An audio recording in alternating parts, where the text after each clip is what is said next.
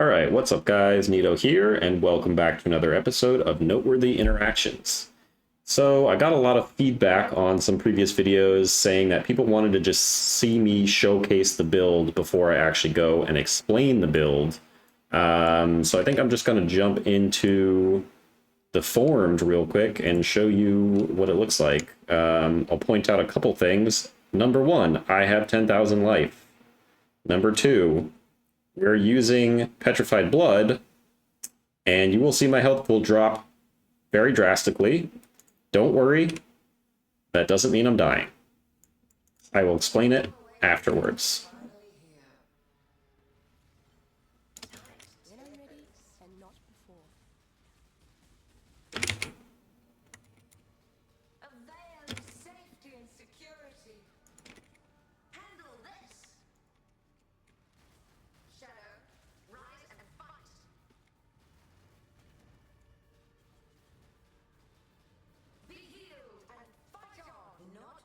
Oh, got a little cocky there.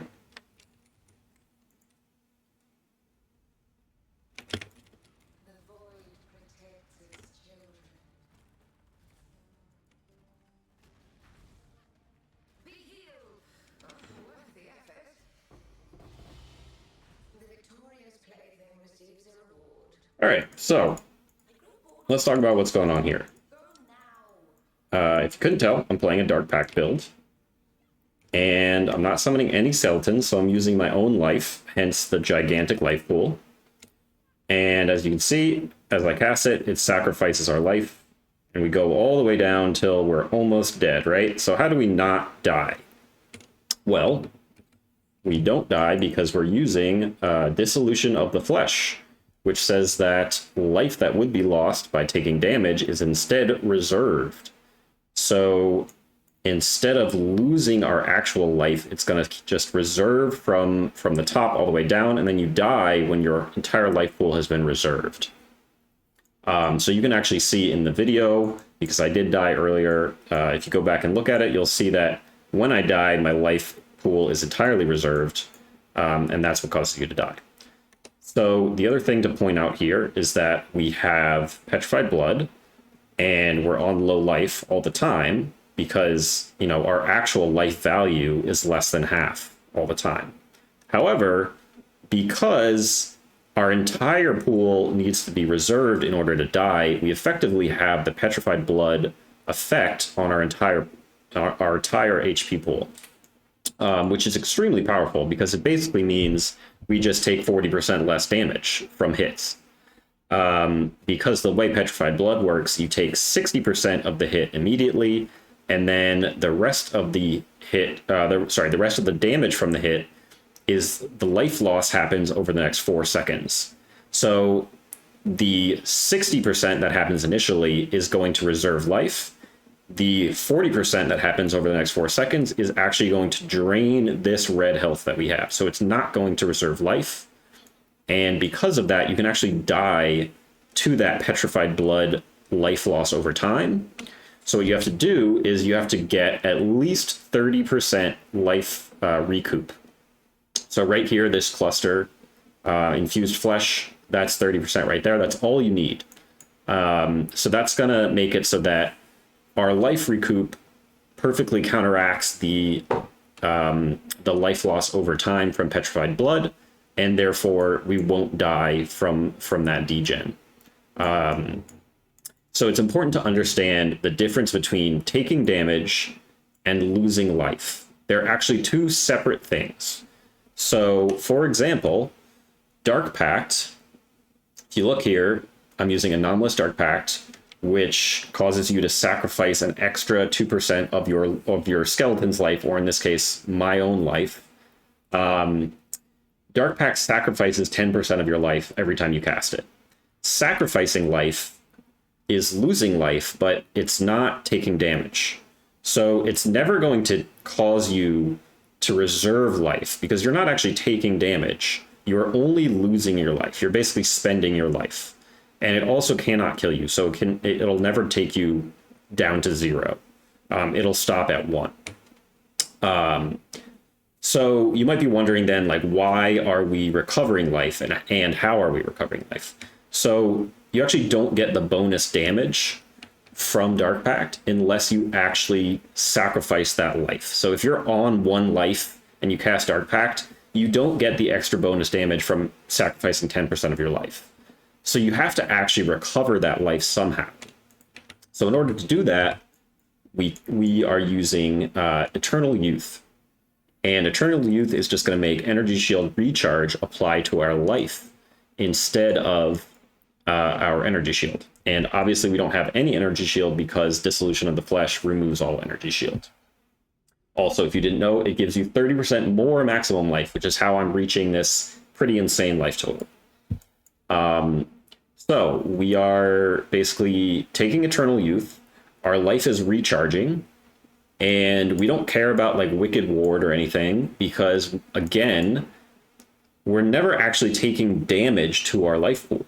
We are reserving our life pool when we take damage, but we're never actually losing life as a direct result of taking damage. And therefore, our life recharge is never interrupted. Actually, somebody did bring to my attention that your life recharge does stop for some reason when you reach 50% HP. This seems to be some weird thing with Petrified Blood, and I don't really understand why it does that. But it will briefly stop if you reserve half of your life pool, but then it'll just start up again. So it's not that big a deal. So the other cool thing we're doing, because we don't really care about life recovery other than for sacrificing our own life, and because we get a ton of life recovery from Eternal Youth, we don't care about Leech. So instead, we can use Strength of Blood, which is going to turn Leech into less damage taken. So by combining Strength of Blood with Atziri's Acuity, which grants Vol Pact if you've dealt a crit strike recently, and this is a crit build with nearly 100% crit chance, so that's pretty much always. That's going to give us 20% less damage taken. However, Eternal Youth, unfortunately, gives us 50% less maximum total life recovery per second for Leech, which is going to cut that 20% down to 10%, but still, that's a nice source of damage mitigation there. So you have basically 40% less hit damage from Petrified Blood. Then you have, on top of that, 10% less generic damage. This is gonna apply generically to hits and degens. So those are both very strong defensive mechanics. However, the one drawback of Dissolution of the Flesh is that you have to not take any damage for 2 seconds in order for your life reservation to reset. So that means your whole life pool, anything that was reserved on your life pool, is going to no longer be reserved after not taking damage for 2 seconds. Sometimes, though, that's kind of hard to do, especially when you're in a very chaotic fight or there's hundreds of mobs on the screen attacking you at once. It's pretty hard to avoid taking damage for 2 seconds. The way I'm doing that on this build is I'm actually nearly block capped. So if I pop my roomies, you can see that I'm 72-75 block spell block. And this is specifically without glancing blows. And that is important because glancing blows, you're going to take some of the damage from the hit. And the whole idea here is we need to block all of the damage from the hit. Otherwise, it's kind of useless, right? Because otherwise, yeah, you take less damage, but it's not going to give you that window to reset your full life pool. And there really is no other way of like reducing your reservation with Dissolution of the Flesh. You have to wait for those 2 seconds to be up. That's the only way to kind of reset. So you really do need to give yourself a window where you're just not taking any damage at all. And so block and dodge and anything that's like pure damage avoidance is very valuable there. And part of the way that I am actually achieving that cap block, is by using Wrathpith Globe, which has 15% block chance to block spell damage built into it. You'll also notice that it gives you quite a bit of extra maximum life, and it sacrifices an additional 4% of your life when you trigger or when you use or trigger a spell skill. Again, we don't actually care about that because we're already sacrificing a ton of life, and it doesn't really matter because our life isn't really our life. Our reservation is our life. So we can kind of ignore the downside here, and we reap the benefits of having extra 2% crit chance for spells and 2% increased spell damage per 100 maximum life. So with about 10,000 life, you're getting 200% increased crit chance for spells and 200% increased spell damage, which is massive. So that's extremely good for this build. And then, we're using, of course, Ashes of the Stars, everybody's favorite new amulet, to get that extra quality on all our skill gems. And the main reason to do that is for the additional life sacrifice from Dark Pact. Because we're scaling life so heavily, we get a lot of extra damage by taking that. It actually scales better off of our own life than it does off of like additional levels. So things like plus gem levels for Dark Pact are like, they're a little bit helpful, but they're not that good, right? Because the base damage, the built-in base damage you can see is only 394 to 591 chaos damage, which is pretty low. But that's in addition to the additional damage you get from sacrificing your own life. So it's actually better to scale life than it is to focus on scaling things like gem levels for this skill. Couple other things we're doing. So obviously Count's Heart, lots of life. That's pretty much the most life you can get. We have a little bit of Chaos Leech on our ring here. That is how we are activating Strength of Blood. I mentioned the Series Acuity for the Vol Pact on crit. We also have Despair on hit, which is how we are cursing enemies. And, I'm an occultist, so we get an additional curse for malediction. So I'm using Assassin's Mark for single target. And then here we have a life tap, Divine Blessing, Zealotry setup. And then the other auras that we're running are, so we have Petrified Blood, Tempest Shield for the extra spell block chance, as well as the chance to, immunity to shock. Then we're running Determination, and then Defiance Banner. So to explain Determination, one of the reasons we want it is because of the Watcher's Eye. Gives us plus 8% chance to block attack damage while affected by Determination. We also get cast speed while affected by Zealotry, as well as some more maximum life from this Watcher's Eye, so extremely strong for this build. And then we are going for the Armor and ES Mastery here, which causes increases and reductions to armor, also apply to Energy Shield recharge rate at 20% of their value. Again, instead of energy shield recharge, we are recharging life. So it's going to apply to our life recharge rate so it recovers quicker so that we can sacrifice it quicker, so that we always have life available to sacrifice whenever we are casting Dark Pact, and therefore it always gets the bonus damage. The other thing that's kind of nice is that we have this Lethal Pride here, and that is giving us some extra life and increased armor from some of these nodes as well. So and the increased armor, not only does it increase our armor, but it also increases our recovery, so our life recharge. And then the other thing we're doing here is using the Red Nightmare to convert this node, this wheel specifically, which is just like a really good block wheel, but it also happens to give elemental resistances while holding a shield. So using the Red Nightmare, we're going to add additional block chance to all of these nodes. So it's a really good cluster right here. And in total, you get actually, I believe, about 10% block chance. Yeah, so we go from 50 up to 60 from this one jewel. So that's kind of how we're getting most of our block chance. And then, of course, we have this wheel over here with the block mastery, extra spell damage for per chance to block spell damage. So also very strong. And up here we have increased effect of withered, damage penetrates chaos res, etc.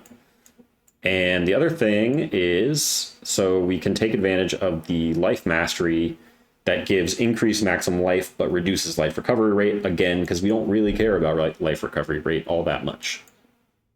And then we are also an intensify build, so we just take the +1 intensity from the caster mastery over here. And that is pretty much the build.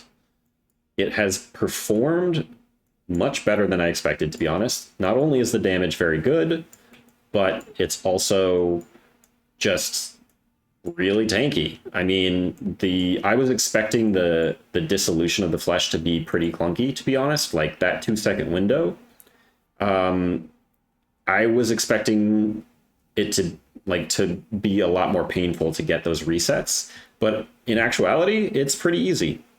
The only thing you really have to watch out for is when you're taking degens. So because of that, I am using the Pantheon for Abrath, so we are unaffected by burning ground. So that's very important, especially because there's a lot of burning ground from things like Exarch mobs. We are also Soul of the Brine King to be freeze immune, although I'm hoping that at some point I can drop that and get immunity to freeze and chill from other gear. So like one option there is you can use, currently I'm not using Astral Projector, but you can use Astral Projector if you want, which happens to have 30% chance to avoid elemental ailments on it. You can get a bunch more on your boots. There's also a new implicit that gives chance to avoid ailments. So it's possible to get complete ailment immunity here. There's actually also, like if I wanted to take this shield mastery, we could just do 20% chance to avoid elemental ailments while holding a shield from there as well. And the other thing I'll point out is that we are anointing Deflection down here just to give us some endurance charge generation and some chance to block. And of course we are doing Iron Will because we have a bit of strength. Obviously strength equals life, so the more you can scale strength, the better, just because life is also damage for this build. So life equals damage, strength equals damage, so you're kind of double dipping on the strength. And then for our cluster over here, we have Touch of Cruelty. Enemies hindered by you take increased chaos damage. Pretty self-explanatory. Unholy Grace, pretty self-explanatory. I would like to also grab this so that we can ignore interruption from stuns, although, you know, my life pool is so high that we don't really get stunned very often anyways, so it's not super necessary. And then these are just medium clusters for area damage with Magnifier and Towering Threat. And that's pretty much all there is to cover. And I can show one more map, just so you can see kind of what it looks like, not just for bossing, but I'll show an actual map. Let's see what we have here. Let's do an Enslaver. So you can actually run no regen, but for this, I'm just not gonna bother with it. That's fine. And let's juice it up a little bit. What do we got here? Ambush. Breach, sure, why not? And I mean, we got some sulfite.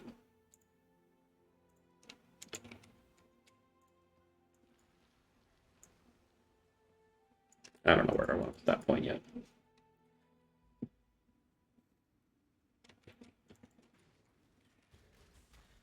So it's worth noting, actually one thing I don't think I talked about was my helmet, which is my main damage setup. So we have Conk Effect in here. So the AoE you're seeing is with Conk Effect. We also have 30% more damage while on low life, because we're basically always on low life. And then +1 socketed AoE gems, etc. So even with Conk Effect, the AoE is pretty okay. Obviously, it feels much nicer when you don't have Conk Effect, but then you lose about 40% more damage, so. Just depends what your priorities are. And ideally, you can get a helmet that also has less duration in it. And even though Dark Pact is not a duration skill, if you use Life Tap has duration, and that will allow the less duration support to apply and give, I believe it's 20% more damage. So ideally I would not have life on the helmet. I would just have restoration. Currently I have tier 1 life on there, which is also pretty good. Like, I'm not really mad about it. But, you know, it's pretty hard to craft the perfect helmet, so I settled for this, and I'm pretty okay with it.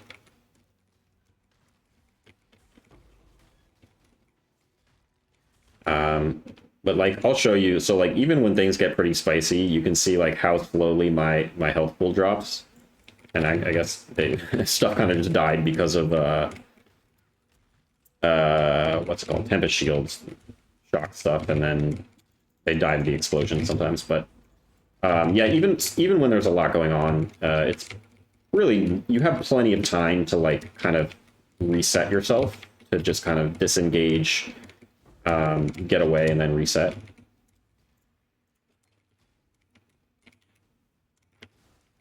So I've been pretty happy with how it's been performing. And I was even able to do quite a bit of fairly deep delving, you know, around depth 300 or so. And yeah, it felt great for delving. I was not expecting that. I was expecting it to be, like, pretty terrible at delve, to be honest. Just because there's so many mobs and you're getting hit constantly, and then you have the darkness degen to deal with. And, you know, taking any kind of damage from the darkness is gonna make it so you can't reset. So you do have to be a little careful, but yeah, for the most part, most of the content I've tried on this build has been kind of a breeze, so I would definitely recommend trying it out if this is your type of thing.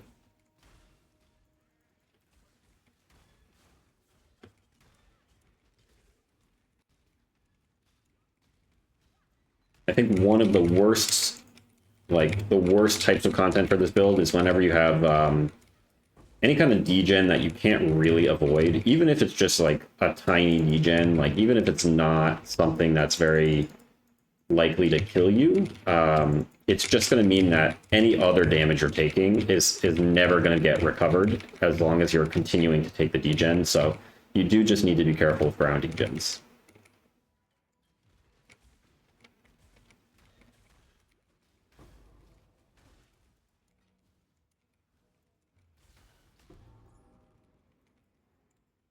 All right, this is an elder map.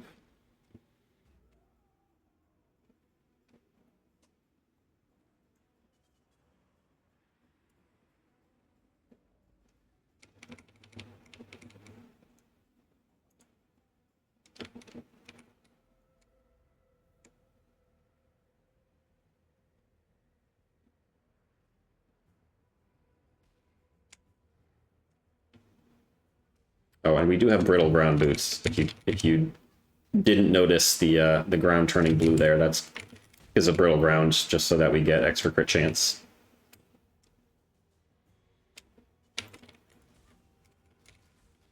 And I believe our crit chance is almost 100% with the brittle.